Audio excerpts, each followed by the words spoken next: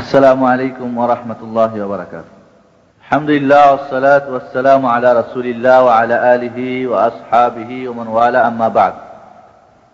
আউযু বিল্লাহি মিনাশ শাইতানির রাজীম। বিসমিল্লাহির রাহমানির রহিম। قل إن كنتم تحبون الله فاتبعوني يحببكم الله ويغفر لكم ذنوبكم والله غفور رحيم. وقال رسول الله صلى الله عليه وسلم: لا يؤمن أحدكم حتى أكون أحب إليه من ولده ووالده والناس أجمعين. متفق عليه. আল্লাহ রাব্বুল আলামিনের অশেষ মেহেরবানি যে আজকে প্রতি সপ্তাহের ন্যায় আমরা আলোচনা শুরু করতে পেরেছি। দুরূদ ও সালাম প্রিয় নবী মুহাম্মদুর রাসূলুল্লাহ সাল্লাল্লাহু আলাইহি সাল্লামের প্রতি। আজকের যে আলোচনা, হয়তো আপনারা ভেবেছেন জিনের আলোচনায় মনে হয় আজকে হবে। জিনের আলোচনার মধ্যখানে আজকে বাদ দেওয়া হলো, যেহেতু বর্তমানে আমরা রবিউল আউয়াল মাস, রবিউল আউয়াল মাস কেন্দ্রিক যে আমাদের আলোচনাগুলি হয় বা এই রবিউল আউয়ালকে কেন্দ্র করে অনেক কিছুই হয়, এ সম্পর্কে কিছু আমাদের অবগত হওয়া অত্যন্ত জরুরি। আজকের আলোচনা হবে হুকুকুর রাসূল সাল্লাল্লাহু আলাইহি ওয়াসাল্লাম, রাসূল সাল্লাল্লাহু আলাইহি ওয়াসাল্লামের হক। তিনি আমাদের কাছ থেকে কি পাওয়ার অধিকার, কি তিনি আমাদের কাছ থেকে পেতে চান, কি কি হক রয়েছে উম্মতের প্রতি রাসূল সাল্লাল্লাহু আলাইহি ওয়াসাল্লামের জন্য। এই হক সম্পর্কে যখন আমরা অবহিত হতে পারব, তখনই আমরা বর্তমান যুগে বা অনেক সময় রবিউল আউয়ালকে কেন্দ্র করেই হোক আর যে কোনো মুহূর্তেই হোক, রাসূল সাল্লাল্লাহু আলাইহি সাল্লাম সম্পর্কে যে সমস্ত প্রচলিত জিনিস রয়েছে এগুলি কতটুকু ঠিক এবং বেঠিক আপনারাই এটার সিদ্ধান্ত নিতে সক্ষম হবে বলে আমি আশাবাদী। তবে সবসময় আপনাদের বলেছি যে একটু স্বাধীনভাবে বোঝার চেষ্টা করতে হবে। স্বাধীনভাবে শোনা এবং বোঝার চেষ্টা করলে আপনি নিজেই সিদ্ধান্ত নিতে পারবেন। যখন আমরা রাসূলের হক সম্পর্কে জানতে পারবো, তখন বুঝবো যারা রাসূলের হক নিয়ে বাড়াবাড়ি করছে তারাও ঠিক না, যারা হক নিয়ে রাসূলকে মর্যাদা ক্ষুণ্ণ করছে তারাও ঠিক না, বরং যেটুক তার হক কোরআন এবং হাদিসের আলোকে সেইটুকুই আমাদের করা দরকার, এবং যেটুক কোরআন এবং হাদিসের বহির্ভূত সেটুক বর্জন করা উচিত। এটাই তো, কারণ আমরা যা গ্রহণ করব কোরআন এবং হাদিসের ভিত্তিতে, যা বর্জন করব তা কোরআন এবং সহিহ হাদিসের ভিত্তিতে আমরা বর্জন করব। রাসূলুল্লাহ সাল্লাল্লাহু আলাইহি ওয়াসাল্লাম তার তিনটি মাত্র হক। কয়টি হক? মৌলিক তিনটি হক। মৌলিক তিনটি হক, এটার শাখা প্রশাখা অনেক হতে পারে। প্রথম হক হচ্ছে রাসূলুল্লাহ সাল্লাল্লাহু আলাইহি ওয়াসাল্লামকে মহব্বত করা, সম্মান করা, মর্যাদা দান করা, তাকে সবকিছুর ঊর্ধ্বে ভালোবাসা। মহব্বত তিন প্রকার। একটা হলো তাবিঈ বা স্বভাবগত ভালোবাসা আর কি, যেটা মা তার ছেলে মেয়েকে ভালোবাসে। এর জন্য কিছু কিন্তু মাধ্যমে কিছু পাই না, কিছু পাই কি কিছু পাই না। পাক আর না পাক, মা সন্তানকে ভালোবাসবে, ঠিক না? শীতের সময় গরম মানুষ ভালোবাসবেই, ঠিক না? ঠান্ডার সময় গরমের সময় ঠান্ডা পানি ভালোবাসবে, এটা এর মধ্যে কোনো সন্দেহ নেই। মাছ পানিতে থাকাই ভালোবাসে, কারণ তার স্বভাব হচ্ছে পানিতেই বসবাস করা। বাঘ ভালোবাসে মানুষকে, বা নেকড়ে বাঘ মানুষকে আক্রমণ করা, ওটাই তার ভালোবাসা। তাহলে আমরা শুধু মার ভালোবাসাটা দিয়ে বুঝলে যথেষ্ট যে তাবিঈ, ন্যাচারালি স্বভাবগত, তাবিঈগত, তাবিয়াতগত মানুষ একটা জিনিসকে ভালোবাসবে। এর জন্য কিন্তু তার পিছনে তার কিছু প্রয়োজন নেই, ভালোবাসতেই হবে এটা। আর একটা ভালোবাসা হলো আল হুব্বুল ইযতিরারি, বাধ্য হয়ে ভালোবাসা। খেলার নাম বাবাজি, আপনার মুদির ভালো না, ভালোবাসেন না, যখন তাকে জি স্যার জি স্যার সালাম আলাইকুম, দেখা হলে আসসালাম আলাইকুম, কিন্তু আপনি অন্তর থেকে তাকে ভালোবাসেন না। হয় আকীদাগত মিল নাই, অথবা কাজে কামে আপনার প্রেশার দেয়, অথবা আপনার জুলুম করে, বেতন ঠিক মতো দেয় না, ইত্যাদি ইত্যাদি। এটাও কিন্তু ভালোবাসা। আপনি দেখান বাহ্যিক যে আমি ভালোবাসি। আর একটা ভালোবাসা হলো আল হুব্বুল ইখতিয়ারি, যেটা নির্বাচিত ভালোবাসা, নির্বাচন করতে হয়। ভালো এবং মন্দর মাপকাঠিতে ভালোবাসা। এই ভালোবাসাটা আবার তিন প্রকার। কয় প্রকার? তিন প্রকার। বা এই ভালোবাসাটা তিনটা জায়গাতে আমরা নির্বাচন করতে। একটা হলো কি আল্লাহকে ভালোবাসা, এই হব্বুল ইখতিয়ারি নির্বাচন, এই ভালোবাসা অর্জন করতে হবে, অর্জিত ভালোবাসা। একজন মেয়ে একজন ছেলে বিবাহের পরের রাত্রিতে, বাসর রাত্রিতে কিন্তু ভালোবাসা জমে যায় না, যেমনটা জমে 10 বছর বা 5 বছর পরে, ঠিক কিনা? তাহলে এই ভালোবাসাটা অর্জন করতে হয়। আর এই ভালোবাসাটা আল্লাহ রাব্বুল আলামিনের জন্য হতে পারে। যেরকম আল্লাহ রাব্বুল আলামিন এই ভালোবাসা সম্পর্কে ইরশাদ করছেন সূরা বাকারার 165 নম্বর আয়াতে, ওয়ামিনান নাসি মান ইয়াত্তাখিযু মিন দুনিল্লাহি আনদাদা ইউহিব্বুনাহুম কাহুব্বিল্লাহ ওয়াল্লাযীনা আমানু আশাদ্দু হুব্বান লিল্লাহ। কিছু মানুষ রয়েছে যারা আল্লাহর স্থলে অন্যান্য আল্লাহ বানাই নিয়ে তাদেরকে ভালোবাসে, কিন্তু যারা মুমিন তারা কিন্তু আল্লাহকে সবচেয়ে বেশি ভালোবাসে। আর এই ভালোবাসাটা সবার ঊর্ধ্বে, আল্লাহর ভালোবাসাটা মুমিন এবং মুসলমানের দিলে সবার ঊর্ধ্বে হতে হবে। তাহলে এটা আল্লাহকে ভালোবাসা, খালেস ভালোবাসা। এই ভালোবাসার মধ্যে কোনো প্রকার মুনাফিকি থাকবে না, কোনো প্রকার ধোঁকাবাজি থাকবে না, কোনো প্রকার শিরক থাকবে না, অন্য কারোর স্থান থাকবে না, নিছক একচ্ছত্র। যেই ভালোবাসার মধ্যে কোনো প্রকার খাদ থাকবে না, কোনো প্রকার ধোঁকাবাজি মুনাফিকি থাকবে না, এবং পরিপূর্ণ ভালোবাসা থাকতে হবে। 2 নম্বর ভালোবাসা যেটা হলো কি আল্লাহর হস্তে ভালোবাসা, ঠিক আছে? আর রাসূলুল্লাহ সাল্লাল্লাহু আলাইহি সাল্লামকে আমরা ভালোবাসবো, মহব্বত করবো, এটা কোন ভালোবাসা? এই ভালোবাসা আল্লাহর হস্তে ভালোবাসা। আল্লাহ রাসূল আল্লাহর প্রিয় বান্দা, ঠিক না? প্রিয় রাসূল, রাসূলদের সর্দার, ইত্যাদি ইত্যাদি, মানে মাখলুকাতের মধ্যে সর্বশ্রেষ্ঠ মাখলুক। আল্লাহ রাব্বুল আলামিন তাকে ভালোবাসলে আল্লাহ রাব্বুল আপনাকে ভালোবাসবেন। আল্লাহ রাব্বুল আলামিনের যে দায়িত্ব ছিল তার প্রতি আল্লাহর তাওহীদ প্রচার করা, শিরককে মিটিয়ে দেওয়া, সেই দায়িত্ব তিনি পালন করেছেন, ইত্যাদি ইত্যাদি। বহু কারণ রয়েছে ভালোবাসার। এই জন্য আল্লাহর ওয়ালিকে, কোনো মুমিনকে, কোনো আল্লাহর ভালো বান্দাকে, কোনো নবীকে, কোনো রাসূলকে ভালোবাসবো কি জন্যে? আল্লাহর হস্তে। তাকে ভালোবাসলে কে? আল্লাহ আমাকে ভালোবাসবেন। তাকে ভালোবাসলে আমার ঈমান মজবুত হবে। আর একটা ভালোবাসা হলো আল্লাহর সঙ্গে কাউকে ভালোবাসা, আল্লাহর কাছে চান, আবার ওয়ালির কবরে গিয়ে বলেন যে আমারে দেন। আল্লাহর সঙ্গে ভালোবাসা হলো না, এটা হলো কি? শিরক। আজকের যে আমাদের ভালোবাসার আলোচনা সেটা হলো আল্লাহর হস্তে মুহাম্মদুর রাসূলুল্লাহ সাল্লাল্লাহু আলাইহি ওয়াসাল্লামকে ভালোবাসতে হবে। আল্লাহকে ভালোবাসেন কেন? তিনি আপনার যা দেখতে পান আর যা দেখতে পান না সবকিছু নিয়ামতের মালিক কিন্তু তিনি, ঠিক না? তিনি আপনাকে না থেকে, কিছু ছিলেন না, তারপর আপনাকে তিনি সৃষ্টি করেছেন।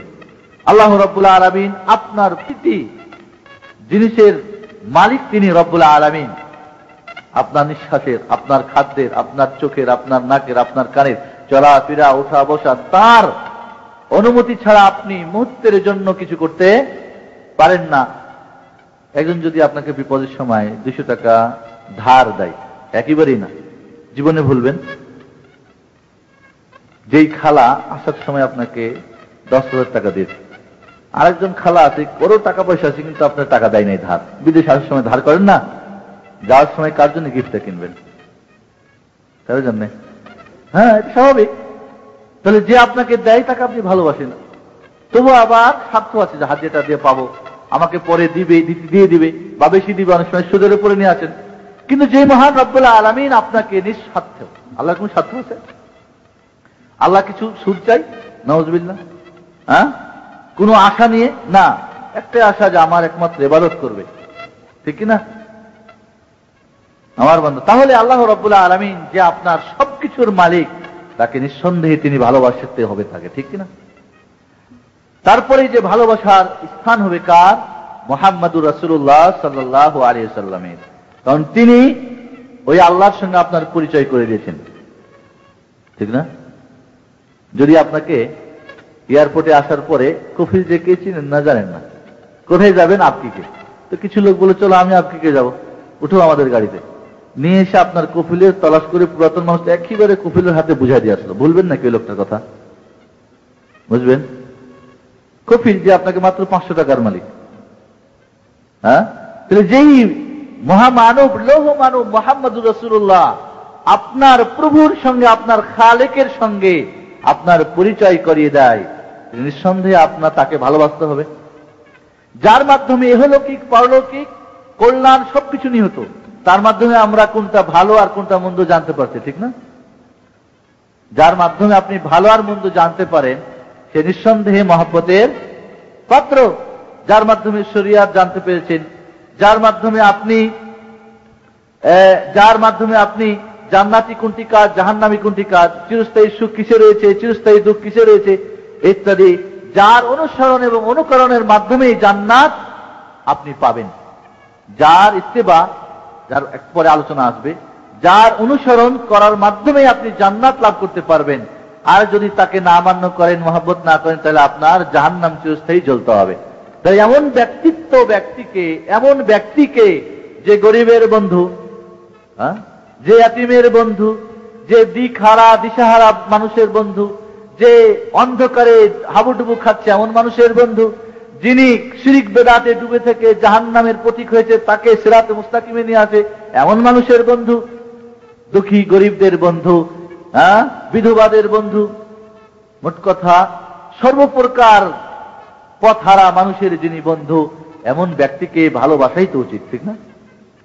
ভোটের সময় রাজনৈতিক বক্তাদের আলোচনা শুনেন না? সাধারণ মানুষ অনেক সময় শুনে বসে যায়, আরে অমুক বন্ধু এরশাদ সাহেব কি কৃষকের বন্ধু।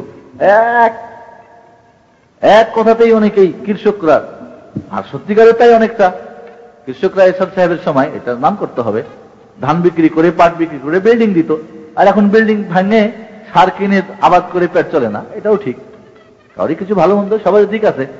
যাই হোক, তো রাসূলুল্লাহ সাল্লাল্লাহু আলাইহি সাল্লামকে এই জন্য আপনাকে ভালোবাসতে হবে। কেমন ভালোবাসবেন? এই ভালোবাসা সম্পর্কে আল্লাহ রাসূল বলছেন, সালাতুন মান কুন্না ফিহি ওয়াজাদা হালাওয়াতাল ঈমান। তিনটা জিনিস যার মধ্যে আছে, এই তিনটা জিনিস থাকলে সত্যিকারের সেই ঈমানের মজা এবং স্বাদ কি সেই কিন্তু বুঝতে পারবে। জ্বরের রোগীকে যদি ভালো খাদ্য দেন, খাদ্যটার আসল মজা পায় না? ঠিক যার মধ্যে ঈমান নাই, এই গুণ তিনটা নাই, সে ব্যক্তি ঈমানের মজাও পাবে না। ও যেন ওই জ্বরের রোগী। মুনাফিক ঈমানের মজা পাবে না। কি তিনটা জিনিস? আইয়াকুন আল্লাহু ওয়া রাসূলুহু আহাব্বা ইলাইহি মিম্মা সিওয়াহুমা। আল্লাহর রাসূল, আল্লাহ এবং আল্লাহর রাসূল তার কাছে অন্য সবকিছুর চাইতে বেশি ভালোবাসার পাত্র হবে। আল্লাহ, এই পৃথিবীর যা আছে সবার চাইতে ভালোবাসবে কাকে? আল্লাহকে, তারপরে রাসূলকে। আইয়ুহিব্বাল মারউ লা ইউহিব্বু ইল্লা লিল্লাহ। আর অন্য মানুষকে ভালোবাসে একমাত্র আল্লাহর উদ্দেশ্যে। ওই যে আল্লাহর রাস্তায় ভালোবাসা। আপনি একজনকে ভালোবাসেন কেন? নামাজি। আর একজনকে ভালোবাসেন কেন? যে আপনার টাকা ধার দেয় সুদের উপরে। দুটো সমান না। আল্লাহর রাস্তায়, কারণ লোকটা ইবাদতগুজার, লোকটা কোরআন পড়ে, লোকটা মিথ্যা কথা বলে না, সত্য বলে, লোকটা গীবত করে না, চুগলখড়ি করে না, ইত্যাদি ইত্যাদি। আল্লাহর রাস্তায় কাউকে ভালোবাসা। যে ব্যক্তি আল্লাহর রাস্তায় কাউকে ভালোবাসবে, ওয়া ইয়াকরাহু আন ইয়াউদা ফিল কুফরি বাদা আন আনকাযাহু আল্লাহু মিন কামা ইয়াকরাহু আন ইউকযাফা ফিন নার। আগুনে নিক্ষেপ করা ঘৃণা করে সবাই, ঠিক না? অনুরূপ ঘৃণা করে কুফর থেকে বাঁচার পরে আবার কুফরের দিকে ফিরে যাওয়া। আমরা ইসলাম গ্রহণ করেছি কেন? জাহান্নামের আগুন থেকে বাঁচার জন্য। কুফরিকে ছেড়ে ইসলামকে গ্রহণ করেছি, তো কুফরিতে আবার ফিরে যাওয়াকে ঘৃণা করে। কেমন? যেমন কোন ব্যক্তি আগুনে নিক্ষেপ করে দেওয়াকে ঘৃণা করে। এমন কেউ আছে যে আগুনে বলে চলো স্বেচ্ছায় আগুনের মধ্যে ঝাঁপ দেবে? আছে এমন কেউ? আছে? নাই। তাহলে এই তিনটা গুণ যার মধ্যে রয়েছে, কুফরিকে এতই ঘৃণা করে যেমন ঘৃণা করে আগুনে নিক্ষেপ করা। আল্লাহর রাস্তায় একমাত্র ভালোবাসে এবং আল্লাহ রাসূলকে সবার ঊর্ধ্বে ভালোবাসে। এই ব্যক্তি, এই তিনটি গুণ যার মধ্যে আছে, ওই লোকটি ঈমানের মজা পাবে। নামাজ পড়ে মজা লাগবে, আজান শুনতে মজা লাগবে। তখন বলবে না যে আজান অমুকের বাণী বা তমুক খারাপ ইত্যাদি মন্তব্য করবে না। আল্লাহর যে কোনো অর্ডার মানতে মজা লাগবে, যাই করবে তাই মজা পাবে। তাহলে আল্লাহ রাব্বুল আলামিনের নবীকে ভালোবাসতে হবে আল্লাহর রাস্তায়, এবং এই ভালোবাসাটা সবকিছুর ঊর্ধ্বে। রাসূলুল্লাহ সাল্লাল্লাহু আলাইহি ওয়াসাল্লাম ইরশাদ করছেন, লা ইউমিনু আহাদুকুম, তোমাদের কেউ মুমিন হতে পারে না, হাত্তা আকুনা হাব্বা ইলাইহি, যতক্ষণ পর্যন্ত আমি নবী তার নিকটে সবার চাইতে প্রিয় না হব। কার চাইতে? মিন ওয়ালাদিহি, ছেলে মেয়ের চাইতে।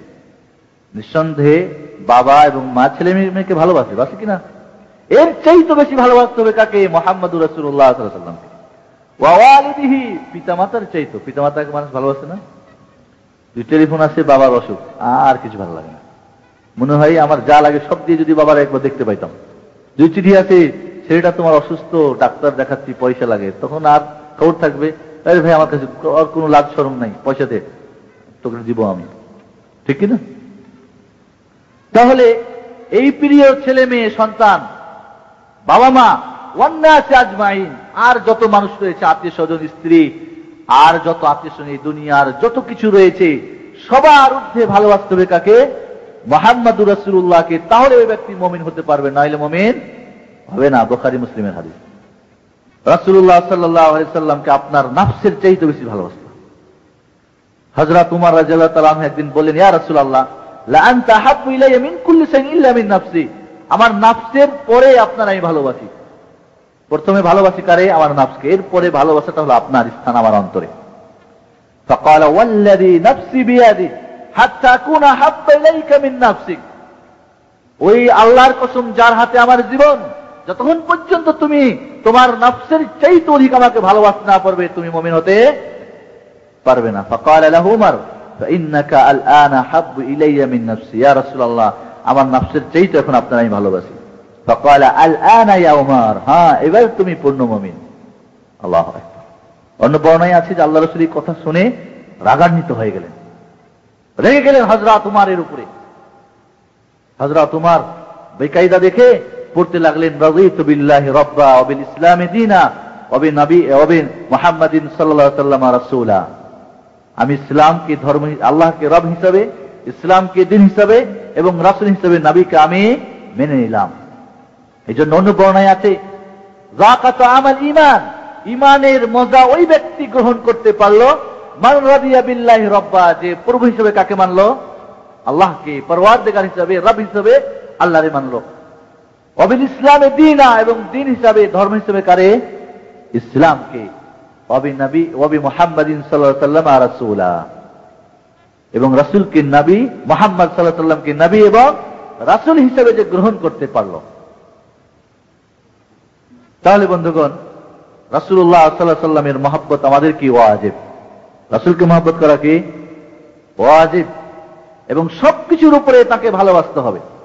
এজন্য মুমিনের ঈমানে রাসূলের যত মহব্বত বেশি হবে, তত তার ঈমান তাজা হবে, যত ঈমান দুর্বল হবে তার ঈমান তত দুর্বল হবে। এজন্য রাসূল সাল্লাল্লাহু আলাইহি ওয়াসাল্লামকে আমরা যে ভালোবাসবো, কার হস্তে? আল্লাহর হস্তে। এজন্য রাসূল সাল্লাল্লাহু আলাইহি ওয়াসাল্লামের কথার উপরে কাউকে আমরা প্রাধান্য দিতে পারি না। আপনার মা যদি আপনারে বলে ডানে যাও, আর বাবা যদি বলে বামে যাও, দুইজনেই ভালোবাসার পাত্র, ঠিক না? কারটা শুনবেন? বাপেরটা বাধ্য হয়ে শুনলেও মহব্বতের দিক থেকে কিন্তু মারটাকে প্রাধান্য দেবেন, ঠিক না? কারণ মার হক বাবার চাইতে 3 গুণ বেশি। ঠিক আছে, আপনার মা আর আপনার চাচি, কারটা শুনবেন? কার কথা প্রাধান্য দেবেন? তাহলে মহব্বতের পরিচয় হচ্ছে রাসূলুল্লাহ সাল্লাল্লাহু আলাইহি ওয়াসাল্লামের কথার উপরে কোন ব্যক্তির কথাকে প্রাধান্য না দেওয়া, ঠিক কিনা? আপনার ইমাম সাহেব কইছে একটা, রাসূল বলছেন আর একটা, কারটা শুনবেন? মহব্বতের অর্থ এটাই, রাসূলেরটা প্রাধান্য দিতে হবে, ওটা পরে আসতেছে। এই জন্য রাসূলের সুন্নতকে মজবুত করে আঁকড়ে ধরতে হবে, পরে যে হকটা আসতেছে। রাসূলের কথার উপরে কোনো কথাকে প্রাধান্য দেওয়া যাবে না। ইয়া আইয়ুহাল্লাযীনা আমানু লা তুকদ্দিমু বাইনা ইয়াদাইল্লাহি ওয়া রাসূলি, আল্লাহ রাসূলের সামনে অগ্রসর হয়ো না। রাসূল কি এখন বেঁচে আছেন? রাসূলের সুন্নতের, রাসূলের কথা আমাদের কাছে আছে না নাই? হাদিস হিসাবে রাসূলের কাজ, আমাদের রাসূলের সম্মতি আমাদের কাছে রয়েছে। কাজে রাসূলের সুন্নতের আগে অন্য কাউরি, কোনো ব্যক্তির কথাকে, কোনো হুজুরের কথাকে, কোনো পীরের কথাকে, কোনো বুজুর্গের কথাকে, কোনো জিনিসকে প্রাধান্য দেওয়া চলবে না। এটাই তো মহব্বতের আসল মহব্বতের পরিচয়, ঠিক কিনা? যেমন আপনি আপনার চাচির কথাকে মার উপরে প্রাধান্য দিতে পারেন না। তাহলে সংক্ষিপ্ত আমরা বুঝলাম যে রাসূলুল্লাহ সাল্লাল্লাহু আলাইহি ওয়াসাল্লামকে আমাদেরকে ভালোবাসতে হবে সবার চাইতে।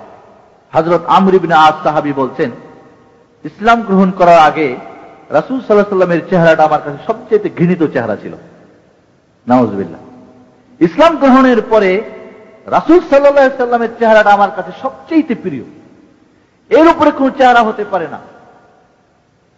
বলছেন যে তোমরা যদি আমাকে জিজ্ঞেস করো, ওয়ালাউ সুইলতু আন আসিফাহু লাকুম লামা আতাফ, তোমরা যদি বলো যে বলো দেখি তুমি যখন রাসূলকে এতই ভালোবাসো, এখন সবার চাইতে প্রিয় চেহারা তোমার কাছে মুহাম্মদুর রাসূলুল্লাহ সাল্লাল্লাহু আলাইহি ওয়াসাল্লামের চেহারা, তার বর্ণনাটা আমাকে দাও দেখি। লামা আতাফ, তা আমি বর্ণনা দিতে পারবো না। কেন? লিআন্নী লাম আকুন আমলা আইনাইয়া মিনহু ইজলালান লাহ, রাসূলকে এতই তাওকীর এবং ইহতিরাম এবং তাজিম করি, এতই সম্মান করি যে রাসূলের চেহারার দিকে আমার চোখ দুটিকে দিয়ে আমি কোন সময় চোখ ভরে দেখতে পারি না। দেখলে রাসূলের, অনেক সময় খেয়াল করবেন মুরব্বীদের সঙ্গে সালাম মুসাফা হলে চোখটা নিচু করে না অনেকে, এটা কিন্তু ইহতিরাম এবং সম্মানের একটা কি পরিচয়। সাহাবী বলছেন আমর ইবনে আস যে রাসূলের চেহারাটা আমার কাছে এতই প্রিয়, এতই মহব্বত, এতই ইজলাল আল্লাহ, তাকে এতই সম্মান করতাম যে লাম আমলা আইনাইয়া মিনহু, আমার চোখ দুটি ভরে কোনদিন রাসূলকে আমি দেখতে পারতাম না। তাই চোখ ভরে যেহেতু দেখি না, তো কিভাবে বর্ণনা দেব তোমাদের জন্য? আর এটা কি জন্যে? অতিরিক্ত বা রাসূল সাল্লাল্লাহু আলাইহি ওয়াসাল্লামকে সবার ঊর্ধ্বে সম্মান এবং মর্যাদার কারণে। উরওয়া বিন মাসউদ হুদায়বিয়ার সন্ধির সময় রাসূল সাল্লাল্লাহু আলাইহি ওয়াসাল্লামের কাছে উপস্থিত হলো কাফেরদের পক্ষ থেকে প্রতিনিধি, মানে সমঝোতা করার জন্য, বুঝলেন? এই উপস্থিত হওয়ার পরে কুরাইশদের কাছে গিয়ে ফিরে বলল, ইয়া কওমি ওয়াল্লাহি লাকাদ ওয়াফাদতু ইলা কিসরা ওয়া কাইসারা ওয়াল মুলুকা ফামা রাআইতু মালিকান ইউআযযিমুহু আসহাবু মা ইউআযযিমু আসহাবু মুহাম্মাদান সাল্লাল্লাহু আলাইহি ওয়াসাল্লাম ওয়াল্লাহি মা ইয়াহুদ্দুনা আন-নাযরা ইলাইহি তা'যীমান লাহ ওয়া মা তানখামু নাখামা ইল্লা ওয়াকাত ফি কাফি রাজুলিন মিনহুম ফায়াদলুকু বিহা ওয়াজহা ওয়া সাদরা ওয়া ইযা তাওয়াজ্জা কাদু ইয়াকতাতিলুনা আলা ওয়াদুইহি সাল্লাল্লাহু আলাইহি ওয়াসাল্লাম।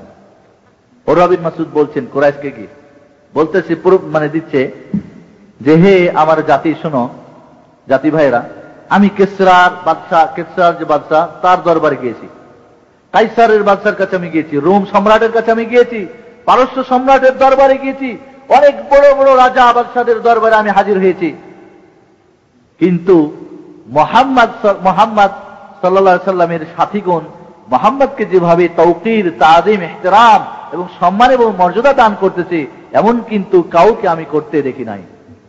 কিসরার বাদশার তার জনগণ তাকে এত শ্রদ্ধা করে নাই, সম্মান দায়িত্ব দেখি নাই। রোম সম্রাটের মালিককে এমন দেখি নাই। বড় বড় বাদশাদের তাদের সাথীরা, তাদের যারা অধীনস্থ, তাদেরকে এত সম্মান করতে দেখি নাই যেমন সম্মান করে দেখেছি মুহাম্মাদের সাথীগণ মুহাম্মদকে করে। মুহাম্মদ সাল্লাল্লাহু আলাইহি ওয়াসাল্লামের দিকে তারা চোখ খুলে দেখতে সাহস করে না সম্মানের অর্থে। মুহাম্মদ যদি তার নাকের কোনো ময়লা নিক্ষেপ করে, তো সেইটা নিয়ে তারা তাদের শরীরে এবং তাদের বুকের মধ্যে মাখতেছে। হ্যাঁ, মুহাম্মদ যদি উজু করতেছে, উজুর পানি নিয়ে তারা যুদ্ধ লাগাই দিচ্ছে, কে আগে নিবে। আল্লাহু আকবার। এইভাবে সম্মান করত। এর মানে কিন্তু এখন আর বুঝেন না যে পীর হুজুরদের এখন উজুর পানি আর নেটা পেটা নিয়ে সব মাখবেন না, হারাম। বরকত রাসূল সাল্লাল্লাহু আলাইহি ওয়াসাল্লামের খাস এটা ছিল বরকত, অন্য কারোর জন্য এটা জায়েজ নয়। তাই যদি হতো তাহলে আবু বকর নিঃসন্দেহে জান্নাতি মানুষ ছিলেন, ঠিক না? তার নিয়ে কাড়াকাড়ি হতো, কিন্তু হয়নি। তাহলে বন্ধুগণ, এইভাবে রাসূল সাল্লাল্লাহু আলাইহি ওয়াসাল্লামকে সম্মান এবং মর্যাদা দান করতে হবে এবং আপনার অন্তরে খালেস ভালোবাসা থাকতে হবে মুহাম্মদুর রাসূলুল্লাহ সাল্লাল্লাহু আলাইহি ওয়াসাল্লামের। আর এই ভালোবাসার জন্য রাসূল সাল্লাল্লাহু আলাইহি ওয়াসাল্লামের যে মর্তবা এবং মঞ্জিলা, তার যে স্থান, এটা আপনাকে জানতে হবে এবং বর্ণনা করতে হবে। এই ব্যাপারে আপনাকে অবহিত হতে হবে। এজন্য রাসূল সাল্লাল্লাহু আলাইহি ওয়াসাল্লামের মর্যাদা, রাসূল সাল্লাল্লাহু আলাইহি ওয়াসাল্লামের সম্মান, এটা হলো অত্যন্ত উঁচু এবং যেই সম্মানটা আল্লাহর পরেই কি স্থান। রাসূলুল্লাহ সাল্লাল্লাহু আলাইহি ওয়াসাল্লাম নিঃসন্দেহে তিনি আল্লাহর বান্দা, আল্লাহর রাসূল এবং সর্বশ্রেষ্ঠ মাখলুক, ঠিক কিনা? ইতলাকান, আমভাবে সমস্ত নবী, রাসূল, সমস্ত ফেরেশতা, যত মাখলুক রয়েছে আল্লাহর, সবার ঊর্ধ্বে স্থান কার? মুহাম্মদুর রাসূলুল্লাহ সাল্লাল্লাহু আলাইহি ওয়াসাল্লামের। তিনি সকল মানুষের কাছে নবী হিসেবে এসেছিলেন, রাসূল হিসেবে এসেছিলেন, ঠিক কিনা? অন্যান্য নবী রাসূলগণ তার জাতির কাছে, কিন্তু আমাদের নবী কার? সমস্ত একেবারে কিয়ামত পর্যন্ত সকল জাতির কাছে, আরব হোক, অনারব হোক, কালো হোক, সাদা হোক, যেই কোনো ভাষাভাষী সবার কাছে তিনি রাসূল কিনা? তিনি জিন এবং মানুষের নবী, সর্বশ্রেষ্ঠ রাসূল এবং নবী, তিনি সর্বশেষ নবী, খাতামুন নবীন, ঠিক কিনা? এই জন্য বন্ধুগণ, রাসূল সাল্লাল্লাহু আলাইহি সাল্লামকে তার যে স্থান, আসা আন ইয়াবআসাকা রাব্বুকা মাকামান মাহমুদা, কিয়ামতের মাঠে যখন কেউ সুপারিশ করার সাহস করবে না, তিনি কে সাহস করবেন? মুহাম্মদুর রাসূলুল্লাহ সাল্লাল্লাহু আলাইহি সাল্লাম। সবাই ছুটে যাবে আদমের কাছে, যাবে ইব্রাহিম, ঈসা, মুসা, সকল নবীর কাছে, শেষমেশ কার কাছে আসবে? মুহাম্মদুর রাসূলুল্লাহ সাল্লাল্লাহু আলাইহি সাল্লামের কাছে। এবং জান্নাতের সর্বশ্রেষ্ঠ স্থানের অধিকার কে হবেন? মুহাম্মদুর রাসূলুল্লাহ। আতি মুহাম্মাদানিল ওয়াসিলা, আযানের পরে দোয়া পড়েন না? ওসিলা মানে কি? জান্নাতের সর্বশ্রেষ্ঠ স্থান কে অলংকার করবেন? মুহাম্মদুর রাসূলুল্লাহ সাল্লাল্লাহু আলাইহি সাল্লাম। জান্নাতের প্রথম দরজা খুলবেন কে? কার জন্য খোলা হবে? মুহাম্মদুর রাসূলুল্লাহ সাল্লাল্লাহু আলাইহি সাল্লামের কাছে। এই জন্য বন্ধুগণ, রাসূল সাল্লাল্লাহু আলাইহি সাল্লামের সামনে, রাসূলের কথার সামনে কথা উচ্চ স্বরে বলা যাবে না। ইয়া আইয়ুহাল্লাযীনা আমানু লা তারফাউ আসওয়াতাকুম ফাওকা সাওতিন নবী, রাসূলের শব্দের চাইতে তার কথার পূর্বে কোনো কথা তোমরা বলতে পারবে না। রাসূলের সামনে জোরে কথা বলা হারাম, বেআদবি, আদবের খেলাফ। রাসূলের সামনে জোরে কথা বলা চলবে না। এইভাবে রাসূল সাল্লাল্লাহু আলাইহি সাল্লামকে সাধারণ মানুষের মতো ডাকা যাবে না, ইয়া মুহাম্মদ, ইয়া আবুল কাসিম বলা চলবে না, বরং তাকে রিসালাত এবং নবুয়াতের উপাধি রাখতে হবে। ইয়া রাসূলুল্লাহ, ইয়া নবী আল্লাহ, ইয়া সাইয়্যিদানা, ঠিক কিনা?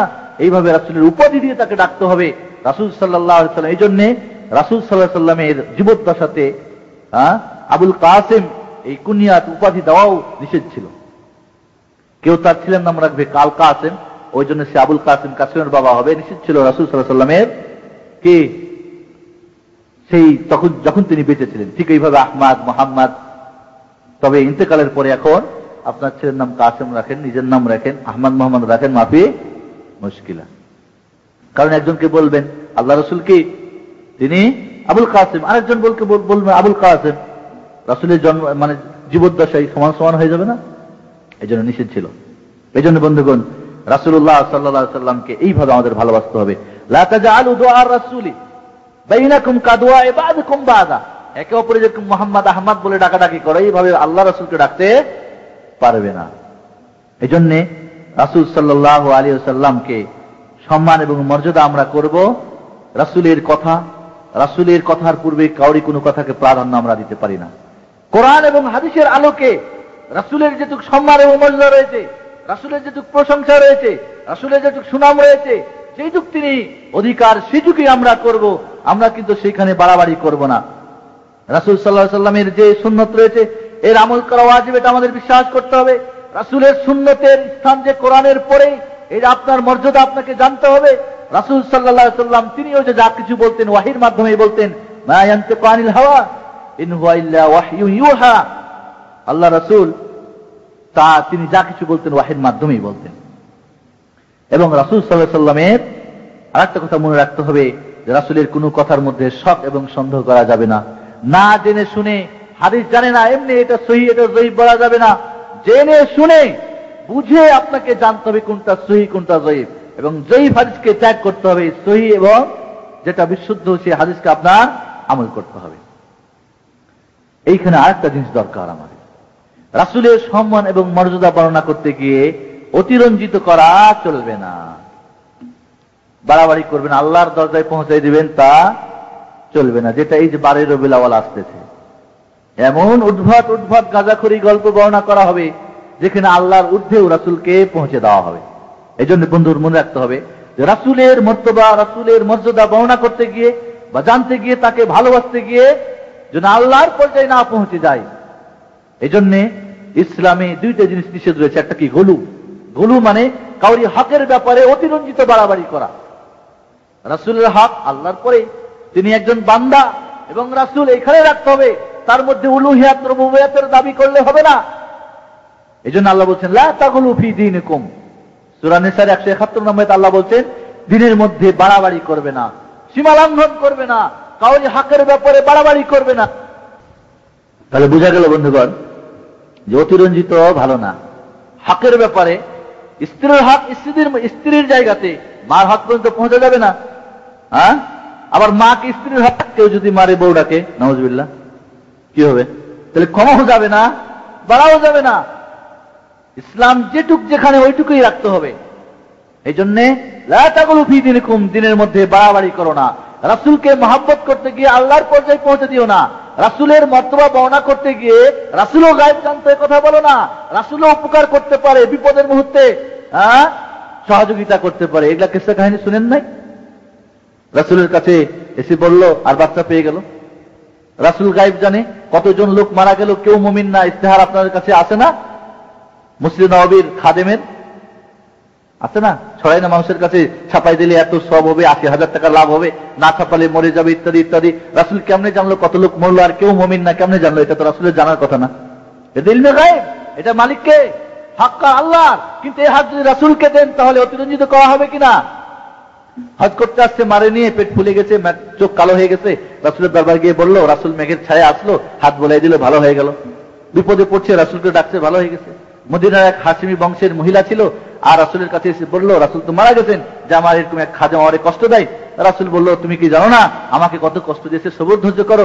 আর ধৈর্য ধারণ করলো, তারপরের দিন 3টাই খাদেম মারা গেল। এইগুলো গল্প শোনেন না? এটা তো জোরে সরে বললাম, এরকম বলতে ধরলে তো সারা শেষ হবে না। যেগুলির মাধ্যমে প্রমাণ হয় রাসূল গায়েব জানতেন, রাসূল বিপদের মধ্যে সহযোগিতা করতে পারতেন। আমি নাম বলবো না, দেওবন্দের বড় মুহাদ্দিস হজ করতে আসলেন, ওদের বইয়ের দেখা পাবেন, লেখা আছে এগুলি, কারামতি এগুলি। এসে হজ টজ করে জেদ্দায় গেলেন, উঠে গেলেন এতে স্টিমারে, আর সকাল 11টা থেকে রাত 1টা পর্যন্ত তুফান বয়ে গেল, আর লোকজন কান্নাকাটি হলোরোল ছুটে গেল। তাদের কাছে খুরমা টুরমা ছিল, যেগুলি বাচ্চাদের জন্য কিনেছিল, তারা ওই বাচ্চাদের মাধ্যমে অশিলা করলো, যে অশিলাটা হারাম, ইসলামে লেখা আছে এগুলি। এরপরে হুজুরে কেবলা হঠাৎ করে তন্দ্রা আসলো, দেখলো তার হুজুরে কেবলা, নাম বলছি না, পরে বলবো, আলোচনা চলছে না, চলবে। তো হুজুরে কেবলা তার হুজুরে দেখলেন যে একটা ছোট নৌকার মধ্যে পা দিয়ে ওই বড় স্টিমারকে একেবারে নিয়ে যাচ্ছে কিনারার দিকে। আর ঘুম ভেঙে গেল, বললে এই আর দোয়ার দরকার নেই, আর আল্লাহর ডাকা দরকার নাই। হুজুরে কেবলা এবার বিপদ মুক্ত করেছেন, বলেন নাউজুবিল্লাহ।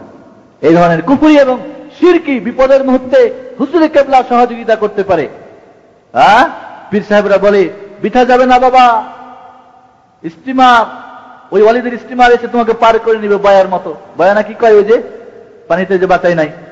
এই ধরনের শিরক এবং কুফরি, নবী তো দূরের থাক, পীর আউলিয়াদের সম্পর্কে, বুজুর্গদের সম্পর্কে একদম শিরকি কুফরি কথা। এই জন্য রাসূল সাল্লাল্লাহু আলাইহি ওয়াসাল্লাম সম্পর্কে অতিরঞ্জিত বাড়াবাড়ি চলবে না। এটা হলো হকের ব্যাপারে। আর একটা কথা আছে, ভালো করে বুঝেন, এগুলি না জানার কারণে বাড়াতে বাড়াতে আশরাফ আলী থানভী রাহিমাহুল্লাহ তার বইয়ে যা লিখেছে তা তো জিকিরই করা যাবে না। মেরাজের আলোচনা করতে গিয়ে আমার দেশের বক্তারা, বড় বড় বক্তারা, যেটা আন্তর্জাতিক বক্তারা আলোচনা করেন, যে যখন মেরাজে গেলেন জুতা পরে, আল্লাহ রাসূল জুতা খুলে আরশের উপরে উঠতেছিলেন। আরশের উপরে উঠেছিলেন, আর কোনো প্রমাণ আছে? আল্লাহর সঙ্গে দেখা হয়েছিল দিদার ইলাহি, তার কোনো প্রমাণ নেই, কোনো প্রমাণ নেই, মিথ্যা। বরং মা আয়েশা বলছে, যে বলবে যে আল্লাহর রাসূল আল্লাহর সঙ্গে দিদার হয়েছিল মেরাজের রাত্রিতে, ফাকাদ ইফতারা আলাইহি ফিরিয়া, সে বিরাট একটা তুহমাত দিল রাসূলের প্রতি বা আল্লাহর প্রতি। সেই হাদিস, এর মধ্যে কোনো সন্দেহ নেই। আল্লাহ রাসূল নিজে বলছেন, না আমি দেখি নাই, আল্লাহর নূর দেখেছি। আর হাদিসে আছে মুসলিম শরীফে, আল্লাহর হিজাব হলো, পর্দা হলো নূর, নূর যদি খুলে দেওয়া হয় মাখলুকের সব জ্বলে পুড়ে ছাই হয়ে যাবে। এই জন্য কিয়ামতের মাঠে জান্নাতে দেখার পাওয়ার দেওয়া হবে, তখন দেখতে পাবে। কিন্তু এই দুনিয়ায় দেখা আর কেউ পারে নাই, হযরত মুসা পারে নাই, লান তারানি, তুমি দেখতে পাবে না। আর এই জ্যোতিরঞ্জিত বাড়াবাড়ি কি বললেন, যে হে মুহাম্মদ, হে আমার দোস্ত, আপনার জুতার ধুলার জন্য আরশের জন্মের পর থেকে লালায়িত আকাঙ্ক্ষিত, আরে ধুলা নিয়েই উঠে যাও। এই ধরনের মিথ্যা বাড়াতে বাড়াতে এই ধরনের বাড়াইছে। এই জন্য অতিরঞ্জিত বাড়া চলবে না হকের ব্যাপারে। আর একটা হলো কি, প্রশংসার ব্যাপারে অতিরঞ্জিত চলবে না, সেটাকে বলে আলী তোরা। ইতরা আরবি শব্দ, মানে অতিরঞ্জিত, মানে প্রশংসায় অতিরঞ্জিত করা এবং মিথ্যা বলা। এরকম মিথ্যা ঘটনা বানাইছে রাসূলকে বাড়াবের জন্য, হাত বাড়াই দিল, মুখ করলো, তুমুক করলো, স্বপ্ন দেখলো, এই করলো, ওই হলো, তুমুক হলো। এগুলি সব বাড়াবাড়ি কিনা? আল্লাহ রাসূলের প্রশংসায় জাল মিথ্যা ঘটনা, হাদিস বাড়িয়ে তিনি নূরের তৈরি, অমুক তৈরি, এই সেই আছে না, প্রশংসা করতে গিয়ে তাকে মানুষই রাখে না, আল্লাহর নূরের বানায় দেয়, তো এটা প্রশংসায় বাড়ানো হলো না? এটাও ইসলামে হারাম। এই জন্য আল্লাহর যে সমস্ত হক, ওই সমস্ত উলুহিয়াতের রুবুবিয়াতের হকগুলি আল্লাহর রাসূলের মধ্যে সাবেত করেছে বেদাতীরা, আর বলছে আমরা এই রাসূলকে সত্যিকারে ভালোবাসি। রাসূলুল্লাহ সাল্লাল্লাহু আলাইহি ওয়াসাল্লাম ইরশাদ করছেন, লা তুতুরুনি কামা আতারাতিন নাসারা ইবনা মারইয়াম। ঈসা ইবনে মারইয়াম, ঈসা আলাইহিস সালাতু ওয়াস সালামকে খ্রিস্টানরা যেরকম অতিরঞ্জিত তার প্রশংসায় বাড়াবাড়ি করে, আমাকে নিয়ে তোমরা বাড়াবাড়ি করো না। ইন্নামা আনা আবদুন, আমি শুধুমাত্র আল্লাহর বান্দা। ওয়া রাসূলু ফাকুলু আব্দুল্লাহ আও ফাকুলু আব্দুল্লাহ ওয়া রাসূলা, অতএব আমাকে কি বলে ডাকো? আল্লাহর বান্দা এবং আল্লাহর রাসূল। যখন একজন কাফের মুসলমান হয় কি বলে? আশহাদু আল্লা ইলাহা ইল্লাল্লাহ ওয়া আশহাদু আন্না মুহাম্মাদান কি মুহাম্মাদান আবদুহু আবদুর রাসূল। ওখানে নূরান বলে, নূর বলে, নূরে মুজাসসাম, নূর ইলাহি, নূর জাত, এগুলো বলতে হয় নাকি? বলে তো কাফিরই থেকে যাবে, মুসলমান হতে পারবে না। এই জন্যে আল্লাহ রাসূল বলছেন, আমাকে শুধু আল্লাহর বান্দা এবং রাসূল বলে তোমরা আহ্বান করো। বুঝতে পারলেন? এর অতিরিক্ত আল্লাহর উবুদিয়াতের মধ্যে, বান্দার মধ্যে রাখতে হবে। আল্লাহ কোরআন মাজিদের মধ্যে বিভিন্ন খুব মানে মর্যাদাশীল জায়গাগুলিতে আব্দু বলে আখ্যায়িত করেছে আল্লাহ রাসূলকে। মেরাজের ব্যাপারে বলছেন, সুবহানাল্লাযী আসরা বিআবদিহি লাইলাম মিনাল মাসজিদিল হারাম। মেরাজ আল্লাহ তার বান্দারে যখন চ্যালেঞ্জ করলেন কোরআনের মতো কোরআন নিয়ে আসো, তখন কি বলছেন? ওয়া ইন কুনতুম ফি রাইবিন মিম্মা নাযালনা আলা আবদিনা, আমার বান্দার উপরে যা অবতীর্ণ করেছি যদি তোমরা শক করো, সন্দেহ করো, ফাতু বিসূরাতিন মিন মিসলিহি, তাহলে নিয়ে আসো কোরআনের মতো কোরআন বা সূরার মতো সূরা। ওখানেও আপনি বলতেছেন নামাজ পড়ার ব্যাপারে। আর এটা হলো সূরা, ওটা তো সূরা ইসরা প্রথম আয়াত, এটা সূরা বাকারার 23 নম্বর আয়াত। চলে যান আপনার সূরা নাজমে, ফাওহা ইলা আবদিহি মা আওহা, তার বান্দার কাছে যা ওয়াহী করলেন। ওয়াহীর ব্যাপারে যখন ওয়াহী একটা বিরাট মর্যাদার ব্যাপার, ওয়াহী যার তার কাছে আসে না, ওয়াহীর ব্যাপারে ওখানে আব্দ বলছেন। আর আইতাল্লাযী, সূরা নাজমের 10 নম্বর আয়াত। সূরা আলাকে যান, আর আইতাল্লাযী ইয়ানহা আবদান ইযা সাল্লা, তোমরা কি দেখেছো ওই ব্যক্তিকে যে আল্লাহর বান্দাকে নামাজ পড়লে বিরত করে? ওই বান্দা বলতে কে? মুহাম্মদুর রাসূলুল্লাহ না? তাহলে বিভিন্ন জায়গাতে আল্লাহ তার রাসূলকে বান্দা বলে আখ্যায়িত করেছে। আর এরা উঠাতে একেবারে আল্লাহর উলুহিয়াতের মর্যাদায় পৌঁছায় দিচ্ছে, রুবুবিয়াতের মর্যাদায় পৌঁছায় দিচ্ছে। শুধু রাসূলকেই না, পীর মুর্শিদ আউলিয়াদেরকে পৌঁছায় দিচ্ছে। বলেন নাউযুবিল্লাহ। যে নিঃসন্দেহে শিরক, বড় শিরক, যেটা ইসলাম থেকে বহিষ্কার করে তাকে চিরস্থায়ী জাহান্নাম তার হয়ে যাবে, তওবা করে যদি না মারা যায়।